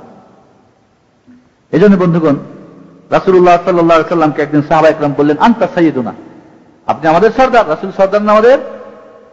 ফাকাল আস-সাইয়্যিদু আল্লাহু তাবারাকা ওয়া তাআলা, সরদার তো একমাত্র আল্লাহ। এবং যখন আল্লাহ রাসূলকে বললেন আনতা আফজালুনা ওয়া আযামুনা, বললেন কুলু বিকাউলিকুম আও বাদাক, এরকম বলো, কিন্তু ওয়ালা ইস্তাজরিয়ান্নাকুমুশ শাইতান, বলো সাইয়্যিদুনা আফজালুনা আযামুনা, আমাদের উত্তম ব্যক্তি, ফজিলতপূর্ণ ব্যক্তি, আমাদের সরদার, কিন্তু দেখো শয়তান যেন এর থেকে বেশি বাড়িয়ে না নিয়ে যায় তোমাদেরকে। আল্লাহু আকবার। বরং আল্লাহ রাসূল সাল্লাল্লাহু আলাইহি ওয়াসাল্লাম যখন বলা হলো তখন বললেন, দেখো মা আহাব্বা আন তারফাউনি ফাওকা মানজিলাতিল্লাতি আনজালানি আল্লাহু আযজা ওয়া জাল, আল্লাহ যে মর্তবায় আমাকে রেখেছে আব্দ এবং রাসূল, এর চাইতে উপরে আমাকে উঠাইও না, আমি এটা পছন্দ করি না। আর আমরা মনে করি রাসূলের যখন প্রশংসা করবো তো কম করেই করবো কেন? না, চলবে না, হারাম, শিরক হয়ে যাবে। এই জন্য বন্ধুগণ, রাসূলুল্লাহ সাল্লাল্লাহু আলাইহি ওয়াসাল্লামের মর্যাদা করতে গিয়ে বাড়াতে গিয়ে কি আল্লাহ রাসূলকে কি চাইছে না?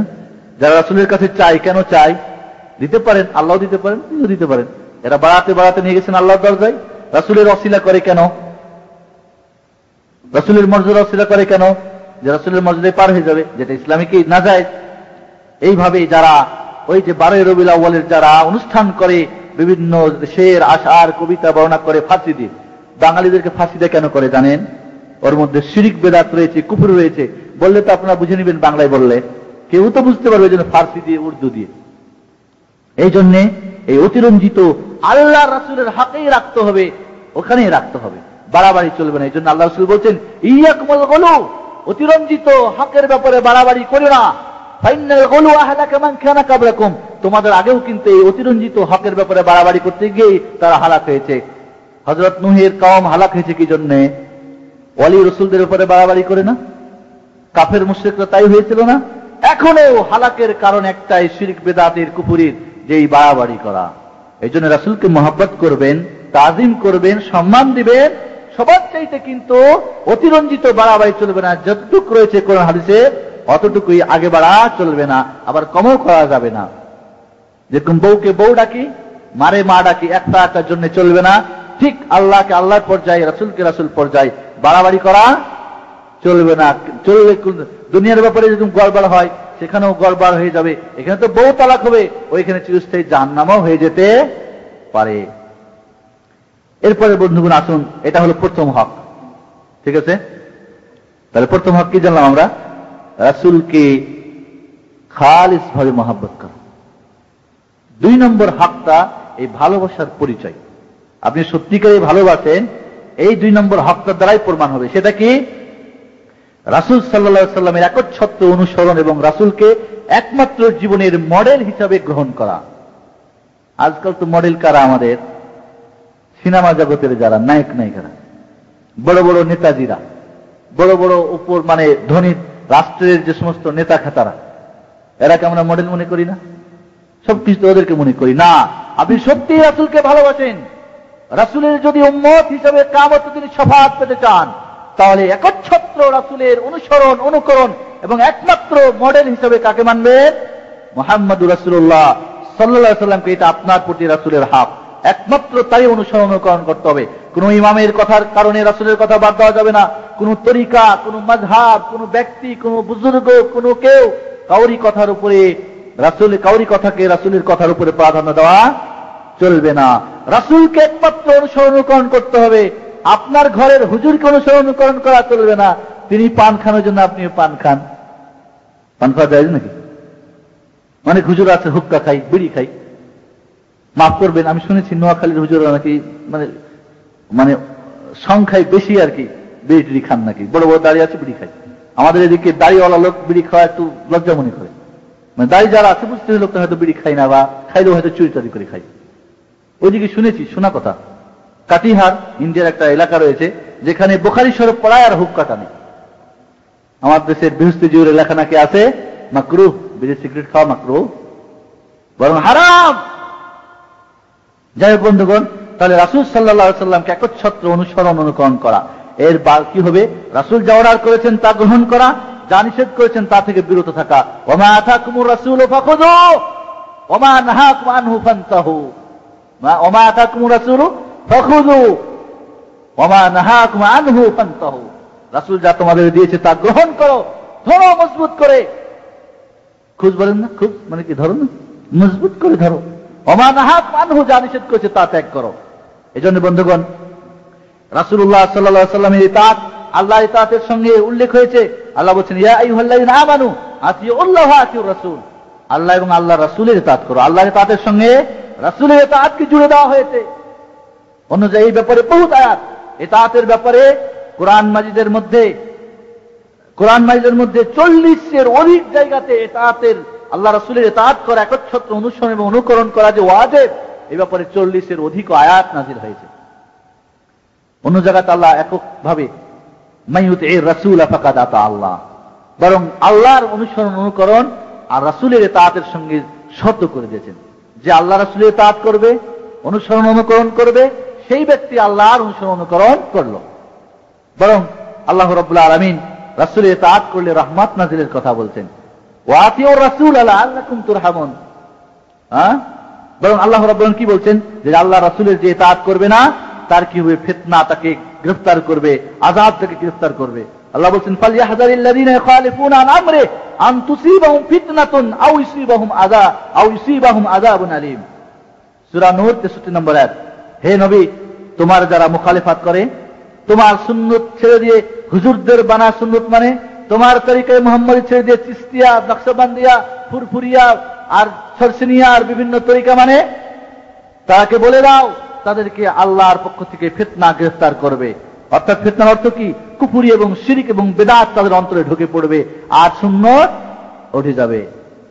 আর যারা সুন্নত উঠে যাবে তারা রাসূলের শাফাআত পাবে, আও ইউসিবাহুম আযাবুন আলীম, অথবা তাদের কঠিন আযাব তাদেরকে গ্রেফতার করবে। এজন্য বন্ধুগণ, রাসূলের ইতাআত রহমত নাজিলের কারণ। ওয়াতিউ রাসূল লাআল্লাকুম তুরহামুন, আল্লাহ রাসূলের ইতাআত করো তাহলে তোমাদের প্রতি রহম নাজিল হবে আল্লাহর পক্ষ থেকে। বরং আল্লাহর মহব্বত, আল্লাহকে ভালোবাসি আমরা সবাই না? যদি প্রকৃত আল্লাহর ভালোবাসা পেতে চান তাহলে তার শর্ত কি? রাসূলের একচ্ছত্র অনুসরণ অনুকরণ করা, রাসূলের সবকিছু সুন্নত মোতাবেক আপনার জীবনকে গড়া।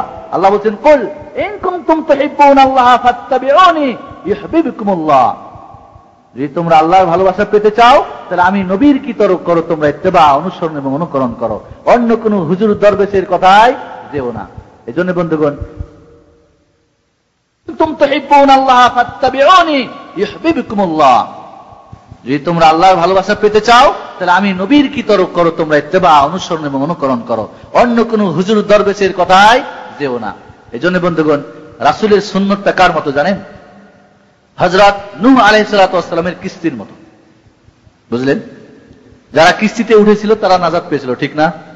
আর যারা বলেছিল আরে ডুববো না, ওই যদি পাহাড় কি ডুববে, হে আমাদের বাঁচাবে, বলে নাই? বেঁচেছিল? কেনান হযরত নূহের ছেলে বেঁচেছিল, তার স্ত্রী বেঁচেছিল, তার আত্মীয় স্বজন বেঁচেছিল, কেউ বেঁচে নেই, ঠিক কিনা? এখনো কিন্তু আপনার মধ্যে একটা ওই ধরনের যদি পাহাড়ের ট্যাগ লাগিয়ে এখনো অনেক বহু মানুষ আছে, আরে হুজুর কি কম জানে, আমাদের তরিকা কি জয়ীব তরিকা নাকি, এটাকে সিলসিলা বহুত কবি মজবুত, আরে আমার মাযহাব খুব শক্তিশালী মাযহাব, আমার ইমামে আযম, আমার তরিকা খুব গরম তরিকা, আমার তরিকা আওলাদে রাসূলের তরিকা, আমার তরিকা অমুক তমুক, এরকম বহু হিল্লা লাগি না আমরা? বলে না, ও বাঁচাই দিবে না। না, ওরা কি কম জানতো? যদি আপনি রাসূলের সুন্নতের কিস্তির মধ্যে না উঠে যান, কিস্তির একটা বাউন্ডারি আছে, ঠিক না? আর আপনি যদি বাইরে থেকে বলেন যে না অমুক হুজুর কি কম বুঝে, অমুক মাযহাব কি কম, অমুক কি তমুক, এমন যদি হিল্লা বা টেক লাগান বা ওদের উপরে ভরসা করেন, তাহলে যেহেতু রাসূলের সুন্নতের কিস্তিতে উঠলেন না, ওই প্লাবনে আপনি ধ্বংস হয়ে যাবেন। আর হযরত নূহ আলাইহিস সালাতু ওয়াস সালামের প্লাবনের চাইতে বর্তমানের বন্যা প্লাবন ও ভয়ানক, শিরক এবং বিদআতের প্লাবন, শিরক এবং কুফরের প্লাবন। এক একজন এক এক তরিকা খুলে রাসূলের জিকির আজকার বাদ দিয়ে নিজেদের জিকির বানিয়েছে। হুহু পার্টি করে না? হুহু করে না? একদল আছে না? আরেকদল লা ইলাহা ইল্লাল্লাহ ইল্লাল্লাহ করে না? এগুলো কি রাসূলের জিকির? আরেকদল আছে না, প্রত্যেক মুরিদকে আপন আপন জিকির দিয়েছে, সকাল বিকাল করতে হবে, দিয়েছে না? এগুলো কি রাসূলের জিকির? এটা সম্পূর্ণ বিদআত বানানো, যার কোনো প্রমাণ নেই। তাহলে ওইটাই নিয়ে যদি বসে থাকেন, আমি তো ভালোই কাজ করছি, আল্লাহরই তো ডাকতেছি, হবে না। সারা রাত্রি যদি আপনি রাসূলের প্রতি 1000 বার দুরূদ পড়েন বা 5000 বার দুরূদ পড়েন, উদ্দেশ্য কি? যে এটা পড়লে এই নেকি হবে, মুখ হবে, এই হাদিস রাসূল কইছে, যেটা হাদিসে নাই, তাহলে আপনি বিদআত করলেন এবং সারা রাত্রি আপনার উপরে গজব নাজিল হবে, রহমত তো দূরের কথা। কারণ সেই তরিকা রাসূল বানান নাই, সেই সংখ্যা রাসূল দেন নাই, রাত্রে বসে 5000 বার তাসবিহ টিপার কথা রাসূল বলেন নাই, আপনার হুজুরে কিবলা বলেছেন। কাজে সেটা নিঃসন্দেহে বিদআত। বিদআত করলে গজব নাজিল হবে, আল্লাহর রহমত নাজিল হবে না। বুঝতে হবে সুন্নাত কাকে বলে। এজন্য আসুন, হযরত নূহ আলাইহিস সালাতু ওয়াস সালামের প্লাবনের চাইতে বর্তমানের শিরক বিদআত আর কুফরির প্লাবন বড় মারাত্মক। যদি রাসূলের কিস্তি সুন্নতে না উঠে যান, তাহলে ওই যদি পাহাড় আপনাকে বাঁচাতে পারবে না, হুজুরে কিবলা তরিকা মরিকা বাঁচাতে পারবে না। বাঁচতে চাইলে রাসূলের কিস্তিতে উঠে পড়েন, কিস্তি দেখেন কি আছে, কোরআন হাদিস পড়েন, তাহলেই নাজাত পাবেন, নইলে কিন্তু নাজাতের কোনো উপায় আজও নেই। বুঝতে পেরেছেন? বুঝে আসছে কথাটা আপনাদের?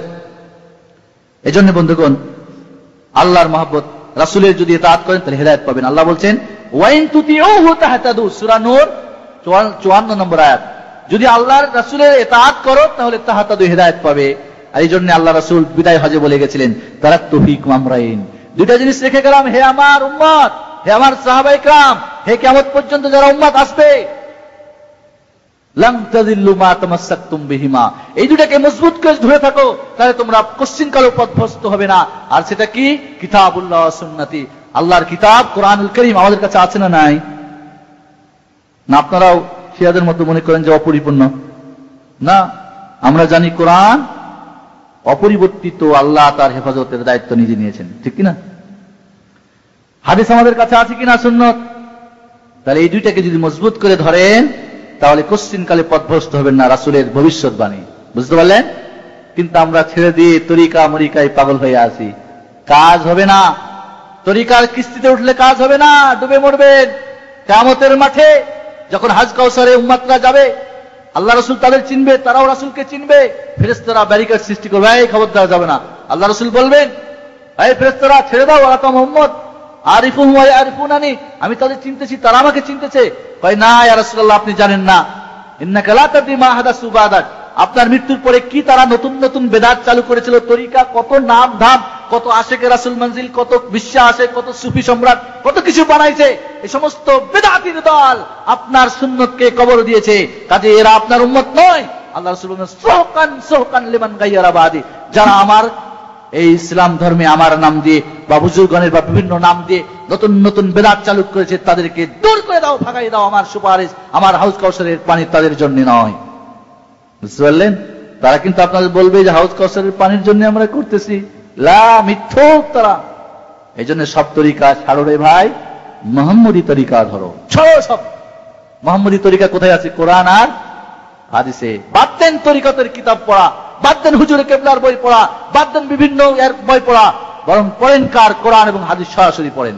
কিন্তু দুঃখ হলো অনেক আছে যারা কোরআন হাদিস পড়তে নিষেধ করে, বলে তোমরা কি বুঝবে? হ্যাঁ, আর তারা বিরাট দাবিদার, আমরা বহুত মহব্বত আশিক রাসূল। শুনে রাখেন, যারা আশিক রাসূল বলে দাবিদার, তারা সম্পূর্ণটাই মিথ্যা, এর মধ্যে কোনো সন্দেহ নেই। কারণ রাসূলের ব্যাপারে আশিক শব্দটা ব্যবহার করে কি বড় চরম বেয়াদবি। রাসূলের ব্যাপারে কি ব্যবহার করতে হবে? মহাব্বত, যেটা আল্লাহ কোরআন এবং হাদিসে যে শব্দ এসেছে। আশিক, ইশক, মাসুক, এগুলো হলো কি পাগলামি, চ্যাংড়া চ্যাংড়ি ভালোবাসে না, অবৈধ ভালোবাসার ব্যবহার হয় ইশক মাসুকের কথা। আর তারা আশিক মাসুকের কত বই লিখেছে, কত ঘটনা, মিথ্যা জাল। এই জন্য মনে রাখেন, বিশ্বকে আশিক রাসূল মঞ্জিল বাই সেই দল টল সুফি টুপি, এরা মিথ্যা। এরা রাসূলের নামে এরা হাদিস জাল বানিয়ে, ঘটনা বানিয়ে মানুষকে প্রতারিত করে জাহান্নামের দিকে নিয়ে যাচ্ছে। আল্লাহ তাদেরকে হেদায়েত দান করো। এই জন্য হেদায়েত কোথায় আছে? আল্লাহ বলছেন, ওয়াইন তুতিউহু, যদি তোমরা রাসূলের ইতাআত করো, একচ্ছত্র অনুসরণ করো, কোন কাউরি কথাকে প্রাধান্য না দাও, তাহতাদু, হেদায়েত পাবে, নইলে হেদায়েত পাবে না। যারা রাসূলের ইতাআত করে না, তাদের পথ তারা হবে পথভ্রষ্ট। আল্লাহ বলছেন, কি বলছেন? ফাইল্লাম ইস্তাজিবু লাকা ফাআলাম আন্নামা ইয়াত্তাবিউনা আহওয়াহুম, যদি তোমার কথা তারা না শুনে, তাহলে জেনে রাখো তারা তাদের প্রবৃত্তির অনুসরণ করেছে, কাশফ বানিয়েছে, ইলহাম বানিয়েছে, ওয়ালির মহব্বত করতে করতে আল্লাহর কাছে নিয়ে গেছে। তারা ওই মুশাহাদা, মুরাকাবা, মুহাদারা, বাতিনি, এই শরীয়তকে দ্বিভাগ করেছে। কি ভাগ করেছে? একটা হলো হাকিকাত, একটা শরীয়ত। ইলমকে, জ্ঞানকে দ্বিভাগ করেছে, একটা বাতিনি, একটা জাহিরি। এই ধরনের যারা ভাগ করেনেওয়ালা, নিঃসন্দেহে এরা নিজেদের প্রবৃত্তির অনুসরণ না, বরং শয়তানের অনুসরণ চেলা। এরা যদি তোমার অনুসরণ না করে, মনে রাখো, ওমান আযাল্লু মিম্মান ইত্তাবা হাওয়াহু বিগাইরি হুদা হুদাম মিনাল্লাহ ইন্নাল্লাহা লা ইয়াহদিল কওমাজ যালিমিন। ওর চাইতে কে পথভ্রষ্ট হতে পারে? যারা নিজেদের হাওয়ার অনুসরণ করেছে, প্রবৃত্তি এবং নাফসের অনুসরণ করে নিজে নিজে কাশ বানাইছে, তুমুক বানাইছে, অমুক বানিয়েছে, হাকিকাত মারিফাত বানিয়েছে, আর বাতিনি আর জাহিরি বানিয়েছে। নিঃসন্দেহে তারা নিজেদের বানানো, এরা পথভ্রষ্ট। এদের চাইতে বড় পথভ্রষ্ট আর কেউ হতে পারে না। যদি পথভ্রষ্টতার প্রমাণ চান, তাদের বইপত্র থেকে দেওয়া যাবে, কোনো সন্দেহ নেই, ভয় নেই। একেবারে কি লিখেছে তাদের বই পড়লে প্রত্যেক পাতায় পাতায় পথভ্রষ্টতা তাদের।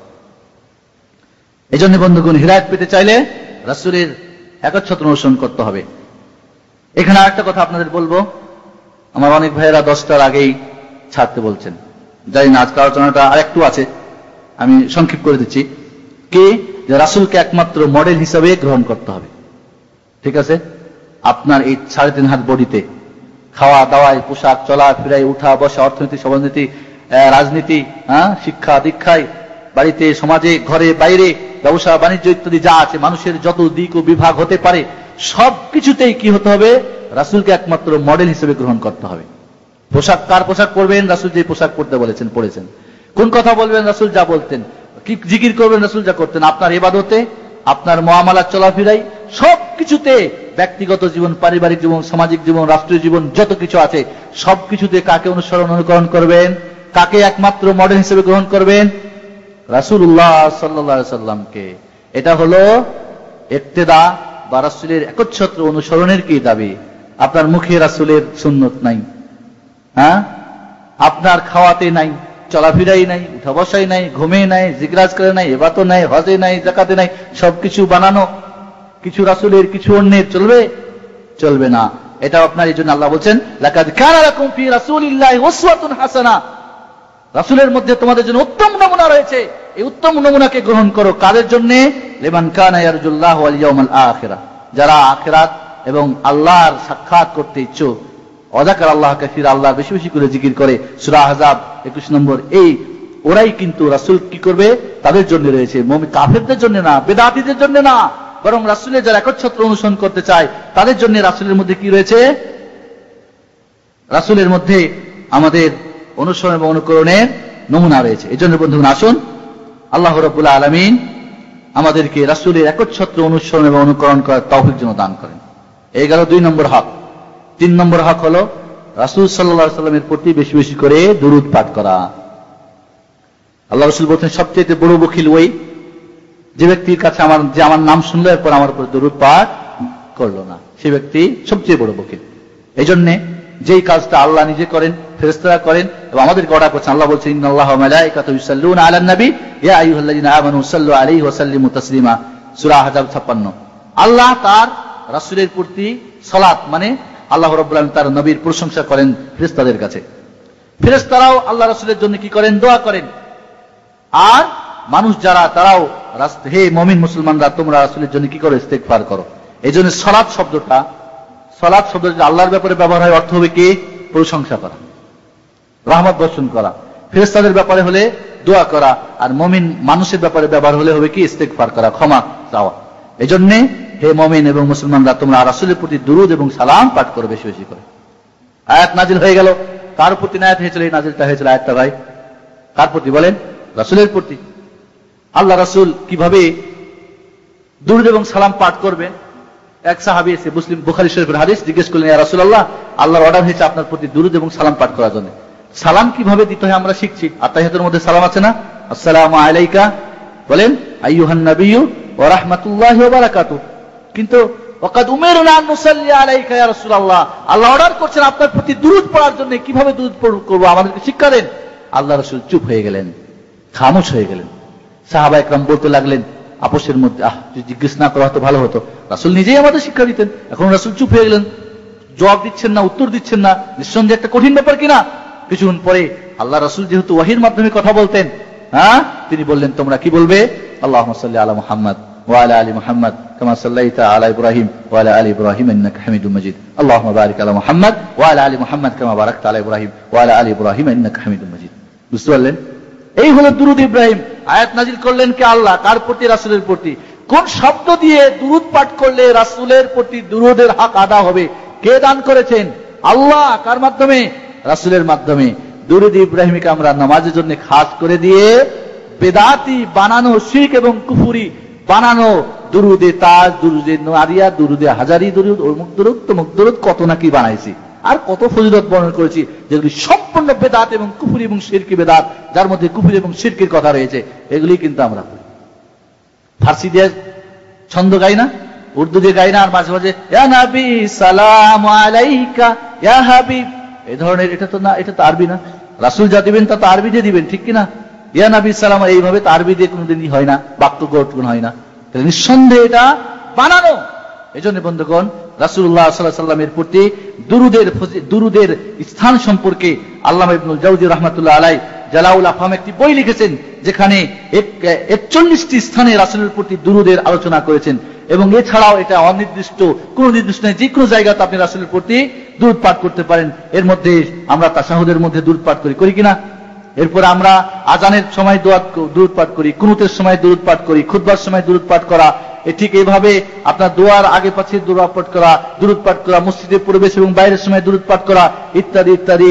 রাসূলের প্রতি দুরূদ পাঠ করা রহমতের কি কারণ? বুঝতে পারলেন? আপনার রুজিতে বরকত হওয়ার কারণ। এজন্য আমার একটা ক্যাসেট আছে, রাসূলের প্রতি দুরূদ ও সালাম, এই আলোচনাগুলি সেখানে রয়েছে। 41টা জায়গা, কিছু কিছু জয়ীফ আছে, ওইগুলি বাদ দিয়ে মোটামুটি যেগুলি সহিহ আলোচনা আছে। ঠিক এইভাবে দুরূদের ফজিলত, 40টি ফজিলত জিকির করেছেন আল্লামা ইবনুল কাইয়িম রাহমাতুল্লাহ আলাইহি এই জালাউল আফহামের বইয়ের 226 থেকে নিয়ে 223 পৃষ্ঠা পর্যন্ত, যেখানের মধ্যে একবার যদি দুরূদ পড়েন রাসূলের প্রতি, আল্লাহ স্বয়ং আপনার প্রতি 10 বার রহমত বর্ষণ করবেন, এর মধ্যে আপনার দোয়া কবুল হয়, এর মধ্যে আপনার আল্লাহ রাসূলের সুপারিশ পাবেন কিয়ামতের দিন, এর মাধ্যমে আপনি আপনার গুনাহ মাফ হবে, এর মাধ্যমে রাসূল আপনার দুরুদের সালাম দিবেন, আপনার নাম ধরে রাসূলের কাছে আপনার নাম উল্লেখ করবে সাহাবা ফেরেশতাগণ ইত্যাদি ইত্যাদি। আল্লাহ রাব্বুল আলামিন এইভাবে দুরুদ এবং সালাম রাসূলের প্রতি বেশি বেশি পাঠ করতে হবে। এবং আরেকটা কথা মনে রাখতে হবে, দুরুদ এবং সালাম একই সঙ্গে পাঠ করতে হবে, খালি দুরুদ পাঠ করবেন অথবা সালাম না, যখনই পাঠ করবেন একসঙ্গে। এই জন্য সবচেয়ে উত্তম হলো কি দুরুদ ইব্রাহিম। এছাড়া যদি রাসূলের যে সমস্ত গুণ আছে, আসসালাতু ওয়াসসালামু আলা সাইয়্যিদিনা আলা আফজালিনা আলা সাইয়্যিদিল আম্বিয়া আলা খাতিমিন নবী, রাসূলের যে সমস্ত গুণের অধিকারী এই গুণ উল্লেখ করে দুরুদ পাঠ করা যায় আছে, তবে দুরুদে তাজে নারী এগুলি কখনোই চলবে না। এজন্য বন্ধুগণ আসুন, রাসূলের প্রতি সবচেয়ে উত্তম দুরুদ কোনটা? দুরুদ ইব্রাহিমী। এর কোন নির্দিষ্ট সময় নেই, যখন ইচ্ছা তখন পড়েন। রাসূলের হক সম্পর্কে আপনারা জানতে পারছেন। প্রথম হক কি? রাসূলকে মহব্বত করা, তার হক যতটুকু অতটুকু দেওয়া, বাড়াবাড়ি না করা, ঠিক কিনা? 2 নম্বর কথাটা আমরা জানতে হবে, এই 3টা যখন হক সম্পর্কে আপনি জানবেন, এবার 12 রবিউল আউয়ালকে কেন্দ্র করে যা হয় একটু শুধু দৃষ্টিপাত করে শেষ করব।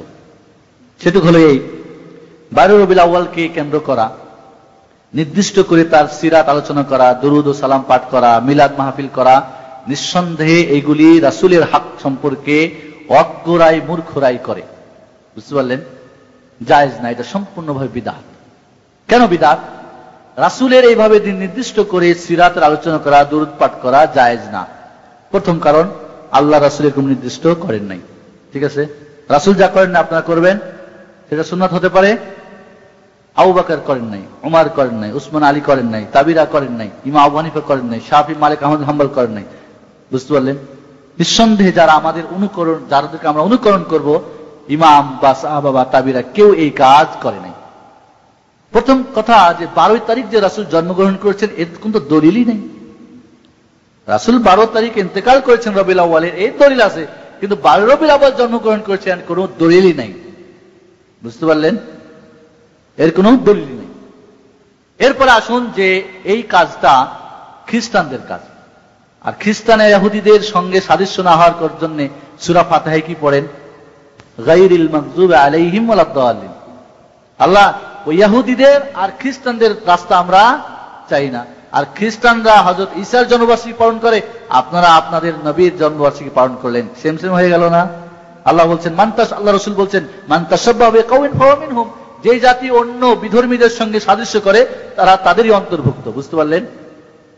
তাহলে ম্যারেজ ডে পালন করা, জন্মবার্ষিকী পালন করা, অমুক তমুক, এই সেই বিজয়, এটা ওটা, এগুলি সম্পূর্ণভাবে বিদআত, যেটা খ্রিস্টানদের থেকে আসা, আমাদের চলবে না। ঠিক আছে? এরপরে হলো প্রশ্ন করবেন যে এটা তো কাজটা ভালো করে, রাসূলের সিরাতের আলোচনা করে আর দুরূদ ও সালাম পাঠ করে, ঠিক কিনা? এটাও চলবে না। কেন চলবে না? নির্দিষ্ট করা চলবে না, যেহেতু নির্দিষ্ট কোনো দলিল নেই। 2 নম্বরে কি সিরাতের আলোচনা করে? যে সমস্ত আলোচনার মধ্যে রাসূল গায়েব জানে, রাসূল সহযোগিতা করতে পারে, বিপদের মুহূর্তে তিনি আগে আসতে পারে, কুফরি, শিরক এবং জাল মিথ্যা বানানো ঘটনা বানিয়ে রাসূলকে আরো তার সম্মানকে ক্ষুণ্ণ করে, রাসূলকে যারা আল্লাহর পর্যায়ে পৌঁছায়, কুফরি এবং শিরক এবং বেদাতি আলোচনায় বসা জায়েজ হবে? জায়েজ আছে। একটা একই আলোচনা শুনলেন, জ্যোতিরঞ্জিত চলবে না, কামাও চলবে না। তাই তারা যে আলোচনা করে বেদাতিরা, নিঃসন্দেহে 2 নম্বর কারণ যে এই জন্য এই আলোচনা করা চলবে না। 3 নম্বর কারণ হলো যে এরা রাসূলের প্রতি দুরূদ কি একদিন 2 দিনের জন্য রাসূল আপনার 12 রবিউল আউয়াল আসলে আপনারে স্মরণ করি, জপি, 12 রবিউল আউয়াল আসলে আপনি ভুলে যাই, এটা কি রাসূল? যে দিন আপনার জীবনের প্রতি মুহূর্তের মডেল, প্রতি মুহূর্তের স্মরণীয় ব্যক্তিত্ব, তাকে আপনি ওই একদিন 2 দিন আর এক ওই সিরাতে রাসূল আর মিলাদুন নবীর অনুষ্ঠানে মাত্র না। রাসূলের চরিত্র তো সারা বছরে আপনাকে আলোচনা করতে হবে, রাসূল সম্পর্কে সারা বছরই পড়তে হবে। সাহাবায়ে কেরাম যেভাবে কোরআন হেফজ করাতেন বাচ্চাদেরকে, ওইভাবে রাসূলের জীবনে তাদেরকে হেফজ করাতেন। বলেন সুবহানাল্লাহ। আর আমরা নির্দিষ্ট দিন নিয়েই ব্যস্ত, এই জন্য এটা চলবে না, বরং রাসূলের মর্যাদাকে ক্ষুণ্ণ করা হয় এর মাধ্যমে। আর একটা কারণে এই জন্য চলবে না, আর এইভাবে রাসূল দুরূদও পাঠ করে নাই যৌথভাবে, এককভাবে রাসূলের প্রতি দুরূদ পাঠ করে থাকেন আপনি সারা জিন্দেগি, কোনো নিষেধ নেই। বুঝতে পারলেন? এই যৌথভাবে দুরূদের জন্ম কে দিয়েছিল? এইভাবে নির্দিষ্ট করে জন্ম দিয়েছিল আপনার মিশরের হাতিমি শি বাদশাহ শাহ মুজাফফর 525 খ্রিস্টাব্দে মিলাদুন নবী বা এই মিলাদ শরীফ বা আপনার যেটা এটাতে বানিয়েছিল 10,000 মুরগি ছাগল জমা করে মানুষকে মসজিদ থেকে বিরত করার জন্য, মসজিদ থেকে রোকার জন্য এই সারাদিন কিছু ভাড়াটিয়া হুজুর দিয়ে সাল্লে আলার হুজুরের কিছু অতিরঞ্জিত বাড়াবাড়ি যে আপনার প্রশংসা করে 5 ওয়াক্ত নামাজ থেকে মানুষকে বিরত রেখেছিল। এই বদমাশ শাহ মুজাফফরের বানানো জঘন্য উদ্দেশ্য নিয়ে মসজিদ থেকে বিরত রাখার জন্য সেই রান আর মুরগি আর ছাগলের রান এখনো রয়েছে, আছে না? এই জন্য অনেকে বলে এটা কেন মৌলবীরা করে। আমি বলি যে ভাই, মুরগির রান আর টাকাটা বন্ধ করেন, কেমন করে দেখি। আপনার আর ফতোয়া জিজ্ঞেস করতে হবে না, তিনি ফতোয়া জিজ্ঞেস করে বেড়াবেন। যার জীবন বাঁচে না মিলাদ পড়াতে। এখন তো মিলাদ করে মজা শেষ, মানে মিলাদ করতেই চাই, শুধু আরো চাই। কিন্তু তখন কইবে, বাড়িতে তালা বন্ধ করে মেয়েরে কইবে হয়তো যে কয়ে দাও আব্বা নাই বাড়িতে। দেখা হলে এখন তো বলে কি হয়েছে, আরে আপনার বাবার আগামীকাল না মৃত্যু দিবস পালন করবেন না, এখন বলে কিনা মৌলবীরা, লিস্ট আছে ওদের কাছে। কিন্তু সেই দিন আপনার দেখলে মুখটা ঘুরাই নিবে, যাতে করে আপনার না দেখেন, না বলেন। যদি আপনি মুরগির রান, যে রান চালু করেছিল শাহ মুজাফফর বদমাশ, এই জঘন্য উদ্দেশ্য নিয়ে মিলাদ, সেই মিলাদ আজকে আমাদের কাছে বড় খুব নেকির কাজ হয়ে গেছে। বন্ধু ইতিহাস পড়ে। এর জন্য 525 হিজরির আগে এই পৃথিবীর বুকে এই ধরনের যৌথ দুরূদ পড়া আর দিন নির্দিষ্ট করা এগুলি ছিল না। এই জন্য রান আর পয়সা বন্ধ করেন, এখনো বন্ধ হয়ে যাবে ইনশাআল্লাহ। বুঝতে পারলেন? আল্লাহ রাব্বুল আলামিন আমাদেরকে রাসূল সাল্লাল্লাহু আলাইহি ওয়াসাল্লামের হক আদা করার তৌফিক দান করেন, আমিন। আল্লাহ রাসূলকে তুমি আমাদের সবকিছুর ঊর্ধ্বে ভালোবাসার, তোমার পরেই তাকে ভালোবাসার তৌফিক দান করো, আমিন। আল্লাহ রাসূলকে একচ্ছত্র অনুসরণ, অনুকরণ এবং তাকে জীবনের মডেল হিসেবে গ্রহণ করা তৌফিক দান করো, আমিন। আল্লাহ তুমি রাসূলের প্রতি বেশি বেশি দুরূদ ও সালাম পাঠ করে তোমার রহমতের দয়া অর্জন করার, তুমি রহমত এবং দয়া অর্জন করার তৌফিক দান করো, আমিন। আসসালামু আলাইকুম ওয়া রাহমাতুল্লাহ। আসলে যারা ছেড়ে সৌদি আরব কি জন্য এসেছেন? রুজি রুটির জন্য না, ভোকার জন্য না? অনেকেই ঠিক কিনা, বাড়ি ঘর বিক্রি করে। আজকে এক জায়গায় গিয়েছিলাম একটা অনুবাদ করতে, অরিজিনাল বর্মি নিয়ে এসেছে 1,20,000 টাকা দিয়ে। এক পুরাতন পাসপোর্টে ভিসা লাগা, সে গেছে, ওই ভিসা যে কেমনি কিনছে না চুরি করছে, হে দিয়ে পাঠিয়ে দিয়েছে। ওখানে লেখা আছে কেফায়েতুল্লাহ, আর এর নাম হলো হেদায়েতুল্লাহ। এই সেই করে এখন তো ধরা খেয়ে 40 দিন থেকে জেল হাজতে। আল্লাহু আকবার। এরকম তো বহুকে এর করেছেন। বন্ধুগণ, বাংলার জমিনে এইবারে অবিয়াল কেন্দ্র করে জশ্নে জুলুস, আর কারেন্ট যে খরচ হবে, টাকা পয়সা খরচ হবে, ক্ষীর পোলাও পাকা হবে, আর হুজুরদের পয়সা দেওয়া হবে, মিলাদ পড়া হবে, কত কোটি টাকা খরচ হবে? কত কোটি টাকা খরচ হবে হিসাব আছে? কমপক্ষে আমি মনে করি 20 বা 25 কোটি বা 30 কোটির কমে খরচ হবে না।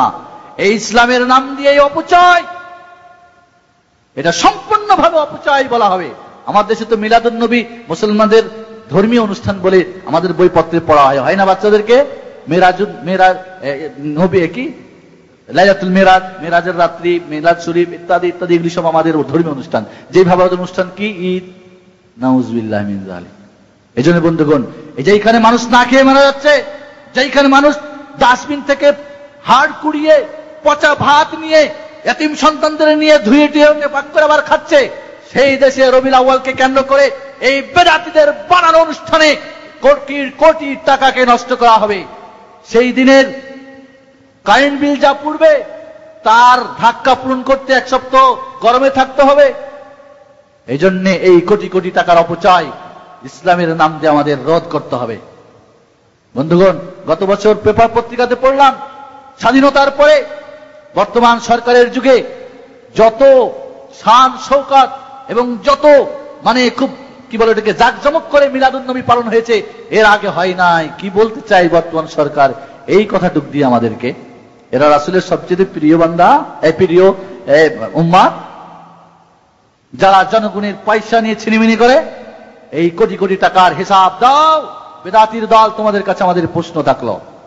এই জন্য আসুন এইভাবে অপচয় টাকা করেন না। বুঝতে পারলেন? আল্লাহ রাব্বুল আলামিন আমাদের জন্য এই ধরনের জঘন্য অপরাধ থেকে, এই অপচয় থেকে হেফাজত করেন। রাসূলের সিরাত এবং তার মহব্বত সারা জিন্দেগি হবে, এই দিন কিছু নির্দিষ্ট দিনের জন্য না। আল্লাহ রাব্বুল আমাদেরকে তৌফিক দান করেন। আসসালামু আলাইকুম ওয়া রাহমাতুল্লাহ।